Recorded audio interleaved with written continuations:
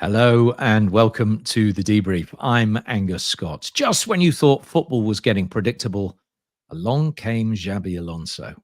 The smart thinking midfielder has transitioned as smoothly into the role of manager as he used to glide around the grass of Anfield or the Bernabeu.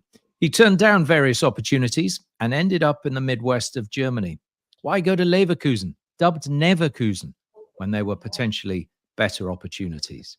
Well, fast forward 22 months and his Bayer Leverkusen side are 8 points clear of perennial champions Bayern, having beaten the champions 3-0 at the beginning of the month.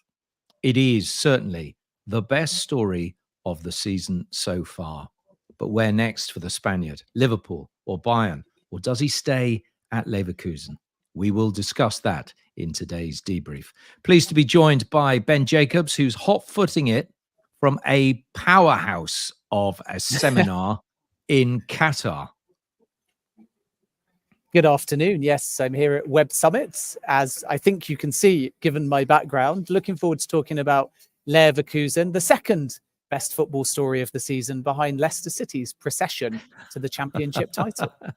But you're still in the cup, Ben, and that might scupper things. You never know. I'm also pleased to say that Kevin Hatchard, a European football expert, works for the Bundesliga as a commentator, and his TalkSport's German football expert is also with us. Kevin, great to have you on the debrief. Great to be with you guys and talking about what's been a really exciting story actually this season. You know, we've been waiting for Bayern to have serious challenges. They had one last season, didn't quite work out for Dortmund. So it's been great to see them challenged again.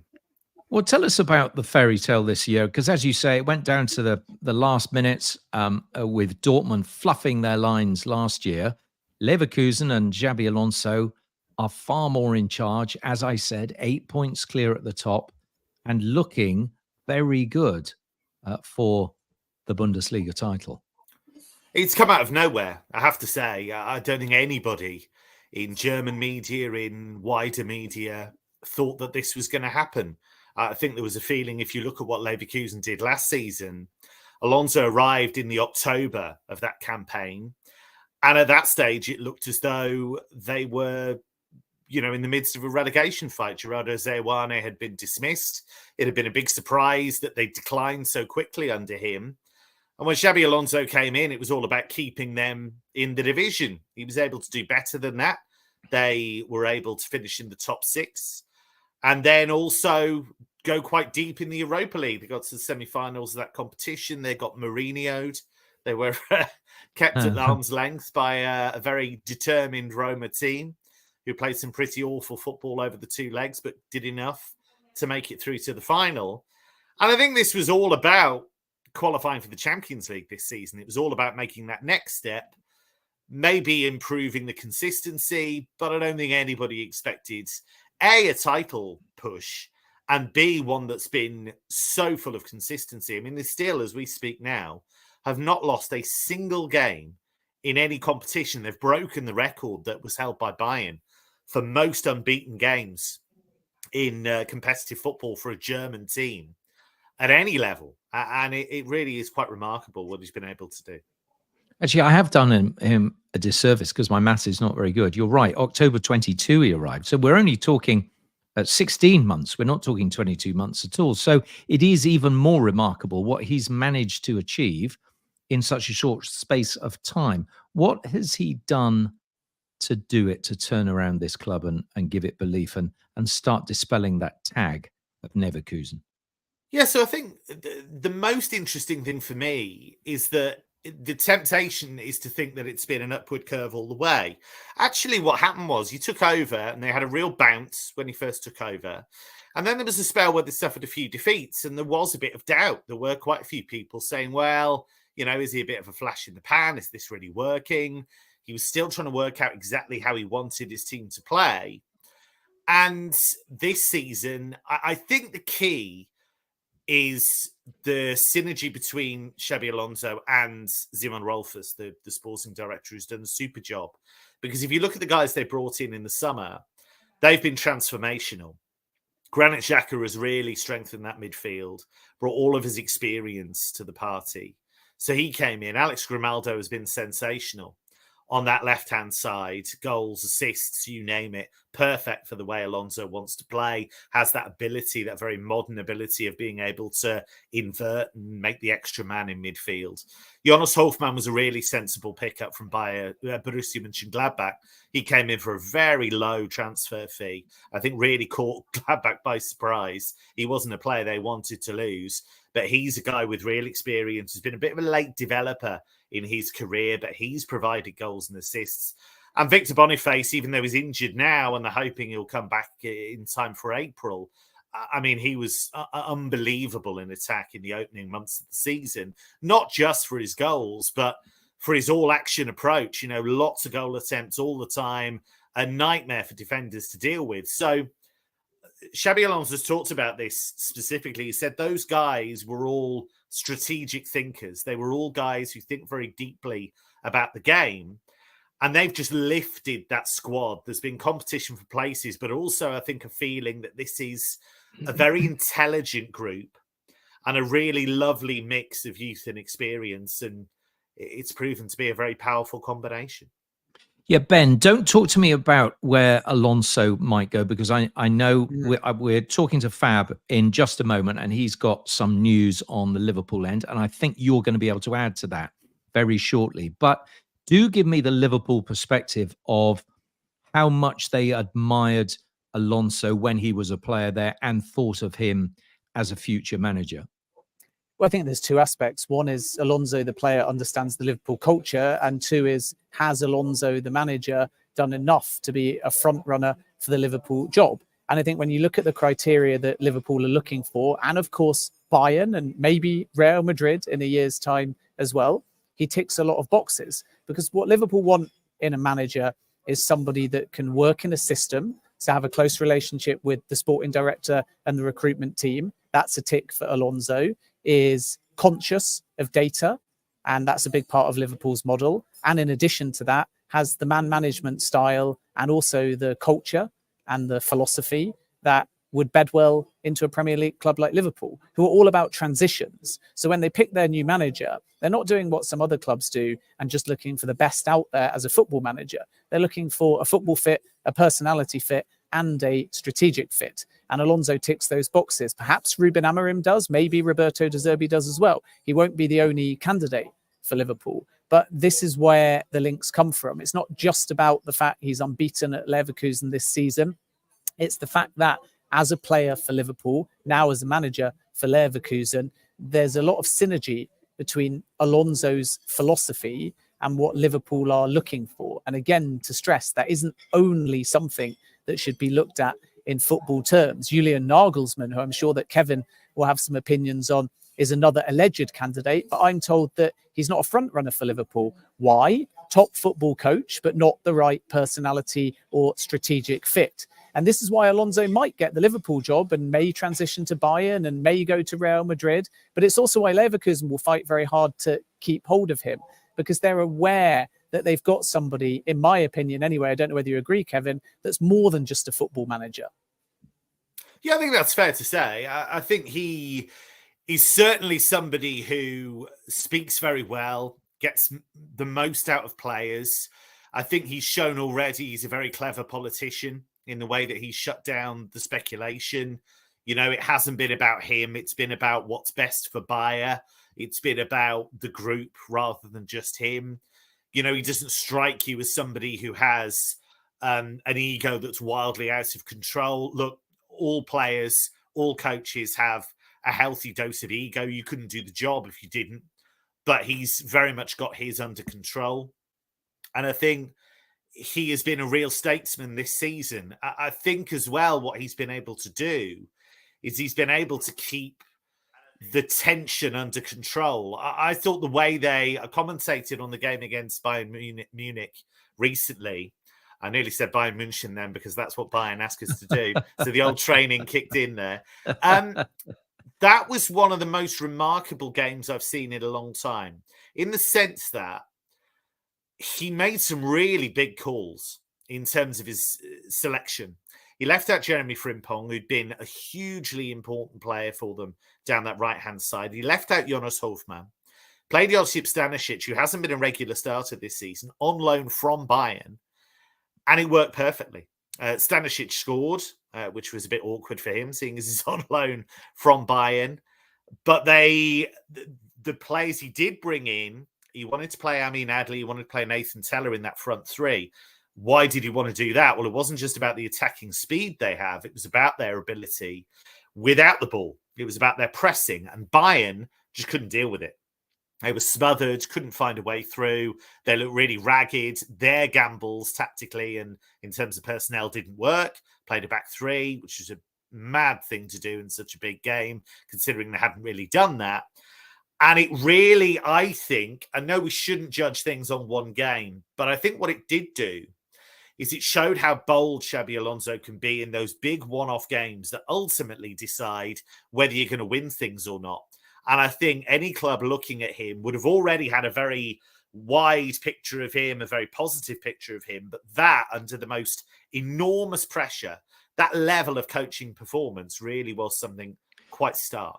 That's really interesting you say that, because we know other managers who've done that on big occasions. I think of Pep in his early finals and do something a little bit mad, and everyone's gone, what on earth are you doing? And it's backfired. But what Xabi Alonso has done there has clearly paid off. And one thing that's interesting that you say, Kevin, then, for those people who haven't watched much of Bayer Leverkusen, we must talk about the pressing that they use and did use against Bayern in that match that they so completely awed them, really. Just tell me a little bit about the style that you've been able to watch this season. Yeah, they're a really interesting outfit, actually, because I think people sometimes think about, when you look at Liverpool, for example, under Jurgen Klopp, and how intense they are in their press, how aggressive they are. They'll just swarm people all the time. It's not quite like that, but it's a very measured press, which has clearly been coached incredibly well. People will tell you pressing's based on triggers. When do we go? And you have to go as a unit as well. They do that really well. They did it against Bayern Munich. They cut off all the passing lanes. They use speedy players who could make up the ground really quickly. And the other thing that I think is really interesting with them out of possession is they've almost conceded no goals on the counter-attack. It's such a small number of goals on the counter-attack. And what they're really clever at doing is snapping back into shape when they lose the ball. So it's a really good mix of the kind of standard pressing as you would know it in terms of when to engage as a team tries to move up the pitch. But also when they lose it, they're really good in those transitional moments at getting back into position. In terms of the attacking play, they're so good to watch because it's not furious football. They're not at you all the time. But what they do is they have a lot of short passes that lull you into a false sense of security. And you think, okay, well, these guys are in front of us. This is fine. And then they'll hit you with pace, with Frimpong down the left. They'll hit you with quality, with Alex Grimaldo down the left. They've got players who can drive from midfield. And then you've got Florian Wirtz, who's one of the best number 10s in European football, I think, in between the lines doing all kinds of damage. So they can hurt you in lots of different ways. And I always feel that is the hallmark of a good team, that they're not just reliant on one or two ways of scoring goals. It's a slightly ridiculous point and question, Kevin, but I'm going to ask it anyway because I think we need to cover it. Leverkusen, they're an entity. They're playing brilliant. They're unbeaten. So regardless of what Bayern do, they're unbeaten. And as a consequence, it would always be a fairy tale story. But how much do you think Leverkusen have been galvanized by? And how relevant is it that Bayern are having such a disaster of a season? Well, so the narrative, quite rightly, is that Bayern have massively underperformed. And I think they have. I think they've got problems in terms of the tactical structure. I'm actually a big fan of Thomas Tuchel, but I think he's made mistakes this season. They've never felt really like a team that's fully at peace with itself. Having said that, they actually went into that game with Leverkusen 2 points behind them. It was the first time ever that we'd had two teams over 50 points at this stage of a season. So, look, it would be wrong to suggest that this is a vintage Bayern. However, what Leverkusen have done in any season even against Pep Guardiola's Bayern, these are the kind of numbers Guardiola's Bayern were putting up. You know, that it's the third best points tally in history in the Bundesliga at this stage of a campaign. The only two teams to do better were Bayern in two different seasons under Guardiola. So that's the kind of level we're talking at. So you're absolutely right. There's an element of Bayern not being at their best. However, in terms of points, in terms of goals, you know, they're right up there, Bayern. It's just that Leverkusen have been absolutely outstanding. And the other thing as well is that they're through to the semi-finals of the DFB Pokal. They are massive favourites to win that now. They haven't won that since the 90s. 8 points clear in the league, as we've discussed. They've never won the Bundesliga before. And into the last 16 of the Europa League, up against a Karabakh team that they've beaten home and away already in the group stage. So it's not just the league. This has been an utterly remarkable campaign in every competition they've been in. And this is so far above what was expected. This is a team that would expect... If I was thinking about the Premier League, for example, people have asked me, what would you equate it with? And people have mentioned Leicester. You'll be delighted by that, Ben, to get a mention of Leicester in there. Again. I don't think it's quite like that, personally. I actually think it's if Ange Postecoglou had an absolute, like, flyer at Tottenham and maintained that, and they'd won the league, I feel like it's like that. A team that would expect to push for top four, but actually then makes a massive leap. I think it's more like if Tottenham won the Premier League. It's Newcastle maybe under Kevin Keegan, isn't it? Because Leverkusen are not a tiny club like Leicester. Remember, Keegan's Newcastle had a big lead. Leverkusen have now got a big lead. If it's exactly like Keegan's Newcastle, they'll blow it, of course, unfortunately. Well, I think the interesting parallel there is that Keegan, obviously, they brought in Tino Asprilla and that unbalanced things, and they weren't quite the same team, and things started falling apart. Not that that was Asprilla's fault, but that's, you know, they made that change. In terms of Leverkusen, there's nothing now that will change the way they play. They've got lots of options in the toolbox. They can hit you with fast players. They can hit you with strong players. If you think of the attack, I mean, Adley's been playing there, but Patrick Schick can play there, a bit more of a statuesque and strong centre forward. Boniface will be back in April. I think the only one I would worry about is if they lost Alex Grimaldo, because I think he's irreplaceable on that left-hand side. However, the really big test here, and I don't think it's happened yet, is when it really kicks in with this group of players that they can do it. They're massive favourites now. They've got an 8-point lead. That's never been overhauled at this stage of a Bundesliga season. But at what point does that group of players think, oh no, we're actually favourites here? And that's a different type of pressure, I think. I think if you've got that lead and everybody expects you to then go on and do it, that's a different type of pressure. If they can get through that, they'll win it. It is easier to hunt than be hunted, I think, which is what those Leverkusen players will feel all the way through to the end of this season. Well, look, plenty of questions that you raised there, Kevin, and Ben has as well, which we need to throw to Fabrizio Romano, our transfer guru, which is just what we do now. I caught up with him a little bit earlier and asked him many of those questions. Fabrizio, thanks as ever for joining us. We're talking about Xabi Alonso and what his future might be. So do we just ask a simple question? Is he going to Bayern? Is he going to Liverpool? Good question. I think he doesn't know at the moment. So imagine me. It's too early to know where he's going. But I really think it's going to be a really important month, I would say, because the internal discussion that these two clubs have already started.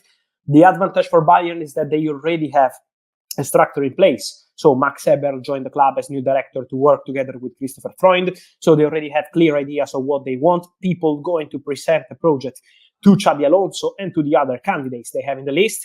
For Liverpool, from what I'm hearing, the priority is to hire a new director as soon as possible. It will probably be in March, and then to start the conversations with a new manager. But the interest from Liverpool is absolutely there. It's about the owners. It's about other people in the club. They still want Xabi Alonso as priority target. But both clubs, Liverpool and Bayern, have alternatives, have other candidates, because they know that it's going to be not an easy fight at all. And then let me say that from what I'm hearing, also Xabi Alonso himself wants to take some time because he wants to focus on Bayer Leverkusen. They are doing something historical. He doesn't want any distraction. So he knows about this interest, obviously, but at the moment he doesn't want to sign anything or to agree with any club in February, in March, because his focus remains on Bayer Leverkusen. And is there even a possibility that he could stay at Bayer Leverkusen for another year and then maybe pick up the Real Madrid job, which is going to be vacant in 2025? That's the hope of some people, some important people at Bayer Leverkusen. They really hope so. They still believe there is a chance for Xabi Alonso to stay at the club. But my opinion, speaking to some sources, is that it's going to be very difficult. So I think it's a very small percentage to see Xabi Alonso staying at Bayer Leverkusen in the summer. I suppose whether he stays or go, as you're suggesting, will have an impact on how many players might leave Leverkusen. Let's talk of some of the names of the players who may be wanted, whether he stays or not. What about Jonathan Tah, Piero Hincapié, or Grimaldo? All three, or possibly those three, being targeted by other clubs? Yeah, I think there is going to be crazy interest in Leverkusen players. So for sure, the ones you mentioned are doing fantastic. And so there is going to be an interest, especially Grimaldo. But I'm not sure it's going to be easy to negotiate for Grimaldo because he has a very long contract. So in this case, probably Bayer Leverkusen feel protected, at least for one more season. In the case of Jonathan Tah, it's a short contract, so that's different. In this case, I think there could be some opportunity for Jonathan Tah, especially with Premier League clubs keeping close eye on him. So I think Jonathan Tah could be one to watch in the summer transfer window. For Piero Hincapié, he's always been in the radar of many clubs around Europe. For example, Tottenham and Liverpool sent their scouts multiple times in the recent years, last 2 years, even before this magic season for Bayer Leverkusen, to follow Piero Hincapié, but they never made an official proposal to Bayer Leverkusen. So let's see who's going to present an official bid in the summer, but there is going to be interest for all these players, and that would also include Jeremy Frimpong, because Jeremy Frimpong is also doing fantastic, and he has a release clause. This is the big difference. For Frimpong, there is a release clause around 40 million euros in the summer, and I think with these numbers is something that is going to be really interesting to see because Frimpong is attractive for many clubs, especially in the Premier League. Okay, let's move on to Manchester United. There's real talk of a summer clear-out there. Is that likely at Old Trafford? Yeah, I think there will be some sales, obviously, because of financial fair play. So there is one case in Man United going to the Champions League. Obviously, that would help a lot in terms of financial fair play, in terms of budget for the summer transfer window. But in case this is not going to happen, for Man United, it's going to be absolutely crucial to sell some players. Maybe it's not going to be about super big names, but some players have to leave the club. So I still believe that at the end of the season, there is going to be an internal conversation involving also the new director on players like Mason Greenwood, players like Jadon Sancho. I think all these players, obviously, they will have an internal conversation. But in case Man United will receive permanent transfer proposal, these players remain available so they can make some money from these names I mentioned. And there are going to be other players. So I think it's going to be a busy one for Manchester United. And I think they're going to be very busy also with the outgoings, yes. And would Anthony be on that list of possible exits? Look, at the moment, from what I heard, it's not being communicated anything to the player or his agent. So I think it's still too early to mention Anthony as one of the players who is 100% going to leave the club in the summer. But I think Man United would be quite open. So in case they receive an important proposal, I think for Anthony, there is still a chance to leave in the summer transfer window. We have to see what the player wants to do. Because, for example, in December, when some Brazilian club started dreaming of the possibility of signing Anthony on loan, maybe for 6 months, the player didn't want to discuss anything. He wanted to stay only at Manchester United. So let's see what kind of situation there will be in the summer. Now, Michael Elise, are United likely to move, and who else might be in the race for his services? Yeah, I think it's going to be a very big race with many big clubs, not only Manchester United. I think Man United could be there because they appreciate the player. It's about the scouting department, and we have to wait for the new director to come in to decide what's the strategy, what's the budget, how much they want to invest in that position. We know that Man United would also be busy for a centre-back, probably a left-back from what I'm told, and then a centre striker. So they have some positions to cover. So let's see how much of the budget they want to invest on a player like Michael Olise, who is in a different position, but he's a player they like, for sure. So Man United, I think, will be interested in Olise. Chelsea were already interested and close to signing him last summer. Then the deal collapsed because Crystal Palace were able to extend his contract, but there is still a release clause for this summer transfer window. So I think it's going to be an interesting one for these two clubs. And let's see if someone else will move, because maybe Arsenal can look for that kind of player. So I think it's still an open race. Nothing is decided yet. Well, it looks like Arsenal are interested in for the likes of Pedro Neto. And in fact, over the other side of North London, Spurs may be interested in Neto as well. Is there any truth in those rumours? Yeah, it's about following the player. For Arsenal, I'm sure they like the player because already 2 years ago, they included Pedro Neto in their short list. And Arsenal work like this. When they appreciate a player, they keep following him, even if they were not able to make it happen 2 years ago. I'm sure they're still keeping close eye to Pedro Neto. And also Tottenham someone at the club believes that they need a new winger in the summer. So Pedro Neto could be a fantastic solution, knows the league very well. So this could be an important factor. But also they believe that he could be a good player for the idea of football wanted by Ange Postecoglou. So I think these two clubs will be interested in Pedro Neto. And I would also keep close eye to Liverpool. Let's see who's going to be the manager. Let's see who's going to be the director, what kind of strategy they will have. But Pedro Neto is also being scouted by Liverpool in the recent months and years. So also on this one, Olise, Neto, I think these kind of players will be in the list of many clubs, especially in the Premier League. Now, we know Kylian Mbappe is heading off to Real Madrid next season. And PSG have said they're looking to sign 3 or 4 players after his departure. Are any names sort of coming out of the woodwork that they might be buying? Yes, but at the same time, it's still early to say that these players will be the real top targets for Paris Saint-Germain.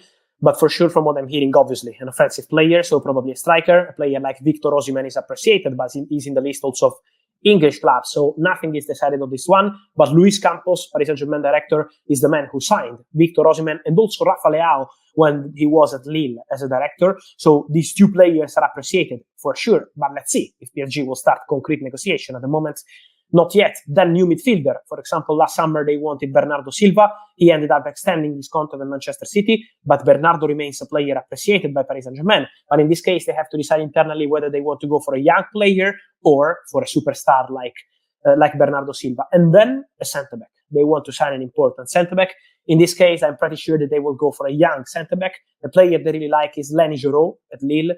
They believe he's a special talent. They believe he's going to be the future of French football. And this is why I think Paris Saint-Germain will try to attack the situation again after they already tried in January. But Lille president Letang said no to PSG in January. In the summer, it's going to be different. Okay, finally, Fabrizio, let's turn to the Carabao Cup final on Sunday. Liverpool winning again. Chelsea on the wrong end of it all, and some criticism as well. Big spending, still no trophy. But where does that leave Pochettino? He said he had a conversation with the owners, with Todd Bowley and they were comfortable. But where is he really? Yeah, look, obviously Chelsea want to win trophies, Chelsea want to win games, and so obviously they can't be happy, all of them, the owners, the manager, but the position from Chelsea has always been the same. They want to complete the season with Mauricio Pochettino and then to assess the situation in the summer. So this remains the priority for Chelsea to discuss at the end of the season, not to discuss Mauricio Pochettino position now, but obviously the situation has to change. I think FA Cup is going to be really important with Mauricio Pochettino in the next months, and also in the Premier League they want to see the club and the team performing in a different level. So I think this months will be really important. The conversation will be in the summer. This remains the priority if nothing crazy happens in the next weeks. But the results and the performances in the final months are going to be very important for the future of Mauricio Pochettino because for sure pressure is there. Fabrizio, as ever, thanks indeed for joining us. Thank you. Thank you as always.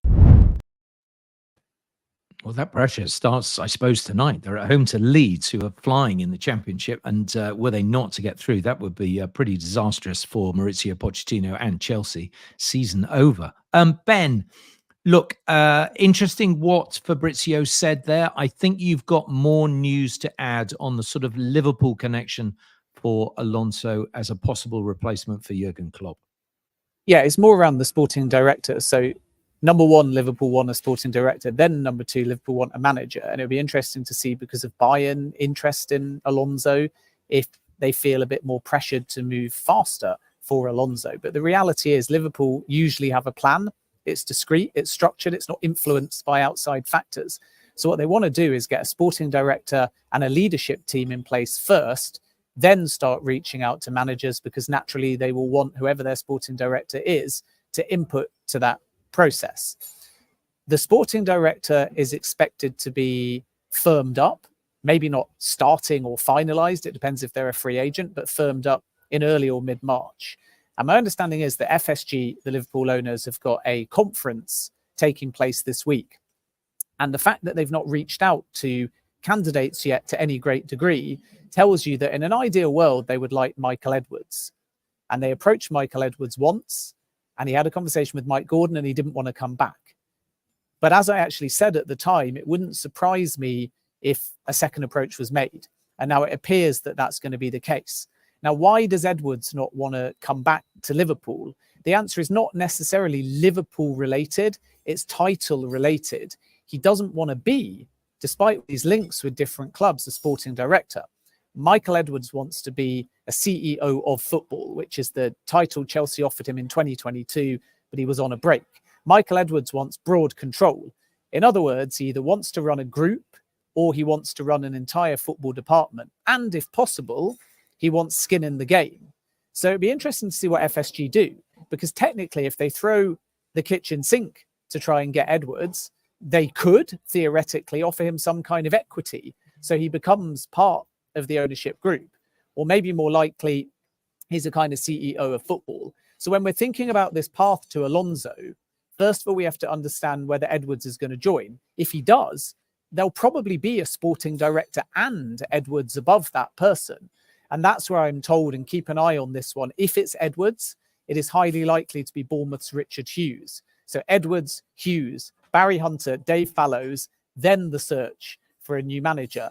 And this is why we have to be a little bit patient, potentially, despite noises out of Bayern and maybe the fact that Alonso will stay at Leverkusen and then consider Real Madrid in 2025. We need to be patient because Liverpool want to try and build their hierarchy and their leadership team first, then go out in the market to determine who their new manager is going to be. And of course, until they get these names in on their leadership team, it's impossible to say categorically what direction they'll go in, because let's say it's Michael Edwards. Everyone assumes Alonso's the leading candidate, but how do we know that Edwards won't have another name in mind? So sporting director first, hierarchy leadership team alongside that, then the search for a new manager. And that's why I think, I don't know whether you agree, Kevin, or you've got anything to add on the Bayern side, maybe they're in a bit more urgency, but with Liverpool, I sense that they'll wait a little bit before trying for their new manager and Alonso, whereas maybe Bayern will feel that they have to try and hijack that and move a bit faster.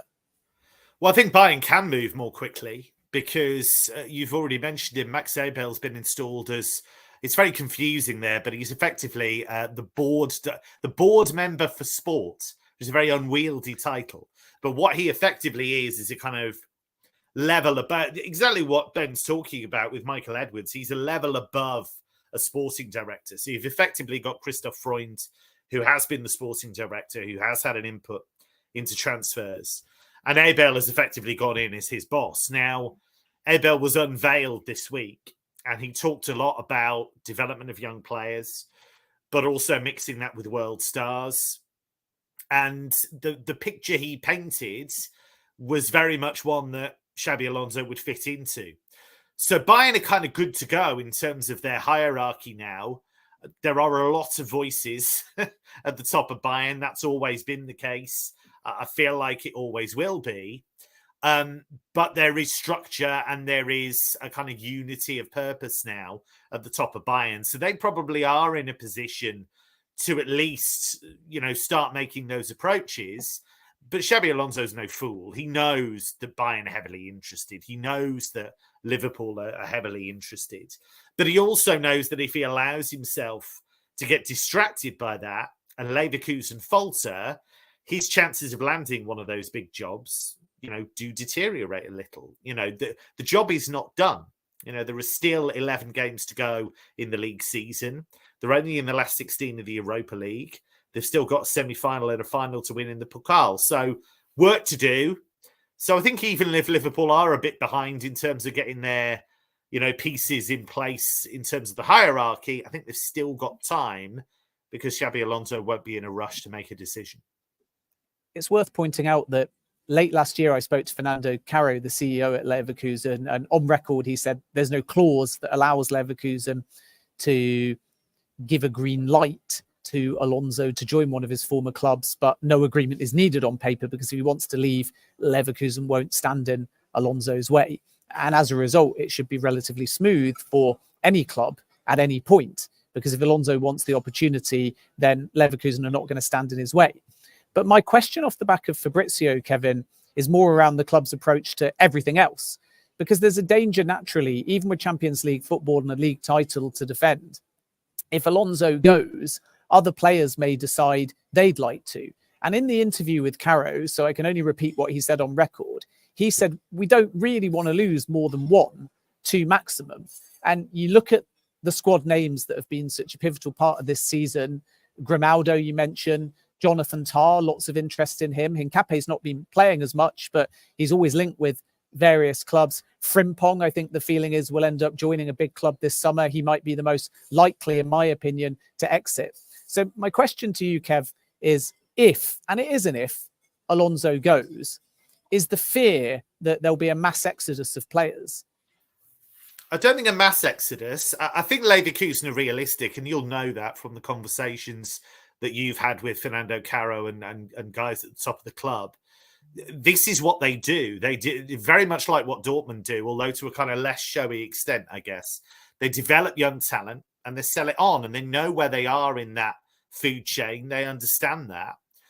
I think with Alex Grimaldo, I think it was interesting what Fabrizio was saying in terms of his long contract, because I think, you know, he settled in very, very quickly, perhaps more quickly than anybody and maybe even he expected. Frimpong's a really interesting one because of that release clause and because of his pace. I think people do probably think, oh, well, he's a shoo-in for the Premier League. The thing with Jeremy Frimpong is you've got to use him in the right way, because he is a wing-back. He couldn't play. I don't believe he could play as a right-back in a genuine back four and have him as a kind of defensively minded player. It's just not his game.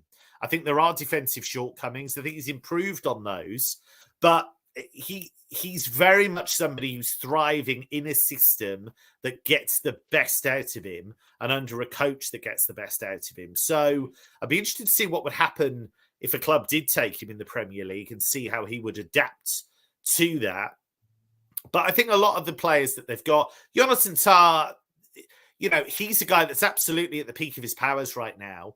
And I think if he does move on, that makes a lot of sense. But he's had spells not that long ago where he wasn't playing particularly well. He was being criticised. So I think Leverkusen, while they expect to lose 1 or 2, would be quite sanguine about it, because I think they would feel they've got the scouting network, they've got the recruitment department to actually replace these guys. And I think you would presumably say the same, Kev, that if Alonso stays, then some of those players are more likely to stay as well. And I just wonder what your gut feeling is that we haven't really talked much about the option that he does stay with Leverkusen. He does have Champions League football. He's at the stage of his career where, look, he's been in charge of an under 14 side, a B team, and this is his first real gig. It's gone well, but there's plenty of time for him. And there's a lot of pressure at the Bernabeu if he sticks around at Leverkusen for another year and then decides to go there. Even more pressure, perhaps, if this year he were suddenly to jump ship and go to Anfield. And there's always going to be that difficulty of having to succeed if he ends up in Munich. So it's a big choice for him that if he is as level-headed and as bright as everyone suggests he is being as a manager, that he will choose the right option and may indeed stay put and say, actually, I've got a bit more work to do. And these other opportunities are always going to come for me at times. Yeah, it's a gamble either way, isn't it? Because if you gamble and say, right, I'll follow Jurgen Klopp at Anfield, wow, good luck with that. So, I mean, that is an extraordinarily difficult job, because you're taking over a really good squad that's been revitalised under Klopp. They've done ever such a good job with the midfield. But there would be an element of tweaking things and trying to get them to play his football. I'm sure the players would be capable of that. But let's not forget, you know, you've still got Manchester City there, who are, you know, the elite team in the division. So you're still battling away with them. So how realistic a proper title push is, I guess we'll see. I think what Jurgen Klopp's done at Liverpool to compete blow for blow with City is beyond belief, to be honest. It's really quite extraordinary. So that's a really difficult job. Bayern, Thomas Müller talked about this in the last few days. It is an environment where if things start to go wrong, patience is in short supply. So there is a possibility that for all the respect that Bayern have for him, for all the patience that Max Eberl might show, if they, for whatever reason, have another season when they're well below expectations, is he going to be insulated from getting the boot? The other gamble is if he stays, how hot is he going to be if Leverkusen get distracted by the Champions League, end up finishing 5th, players leave, players get injured, and suddenly, you've won that Meisterschale, but then you've dropped off and people think, well, was it a flash in the pan and what have you? So it's very much about how much he backs himself and which gamble he's prepared to take. My gut feeling, and it is only a gut feeling right now, is that he probably does leave in the summer because I'm not sure this is something you can replicate. I feel like it's one of those unusual football seasons where everything is clicked, everybody's on the same page, but it feels like one of those movies where everybody's been assembled at the right time and it's a one-time deal. Yeah, I sense you're right that now is the moment. Take it, because to replicate it, you're absolutely right. It's going to be very, very difficult indeed. I mean, you can take a Leicester, you can take Newcastle, whatever, as your analogy, but clearly they fell away the following season. Ben, I mean, just throw it to you. How much do you feel that, irrespective of the structure that's around at the moment, Liverpool want Alonso? Well, first of all, Leicester didn't fall away the following season. They got to the quarterfinals of a Champions League. So if the Leverkusen fairy tale but they weren't going to win continues, the title again, were they? No, I mean, you make a fair point, though. They still were able to kind of challenge. I'm defensive because I'm a Leicester fan, by the way, to everybody, but they were still able to challenge for Champions League football right until the final day of 2 seasons. But my point is more, do you want the fairy tale to continue? And are you happy with what you've got and what you're building? And if you win the league, do you buy yourself enough time, reputationally speaking, to pick and choose your next job? And ultimately, if this was only a situation where the jobs were not available at 2 of his former clubs, then I think that Alonso probably would do one more season at Leverkusen, see what happens at Real Madrid. He would then know that Klopp would not be around forever because Klopp ultimately is leaving a year earlier. But if Klopp had felt that he could continue, it probably would have only been one more season. So Alonso's thinking, I agree with Kevin, is probably defined a bit by the fact that these 2 specific jobs at 2 of his former clubs are by chance available in the summer. And if they were not, then he would not necessarily have any desire just to go anywhere to a so-called bigger club. He would stay at Leverkusen because he, if everything goes according to plan, would be defending a title and in the Champions League. But he's getting Champions League at Bayern. He's getting Champions League at Liverpool. He's getting Champions League if he waits and goes to Real Madrid. So I think that where he can go to this summer is probably just too tempting, in my opinion. But from Liverpool's point of view, to wrap and answer your question, I think we need to be very clear. Everyone is presuming that number 1 choice at Liverpool is Alonso. Number 1 choice at Bayern is Alonso. Number 1 choice at Real Madrid next summer might well be Alonso. I think that number 1 choice at Bayern is accurate. Perhaps number 1 choice to replace Ancelotti might be accurate if he was available in the market. I think leading candidate at Liverpool is correct, but they don't just go for a name and put all of their eggs in an Alonso basket.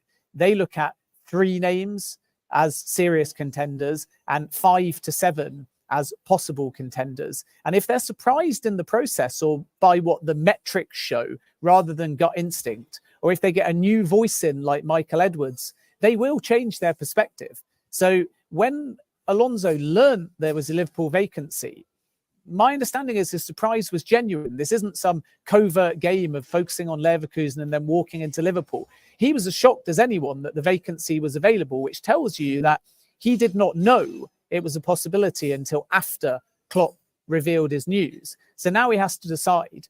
And my gut instinct, Kev may disagree as a German football expert, but my gut instinct is that if he chooses to leave and it's a straight shootout between Liverpool and Bayern, he'll pick Liverpool.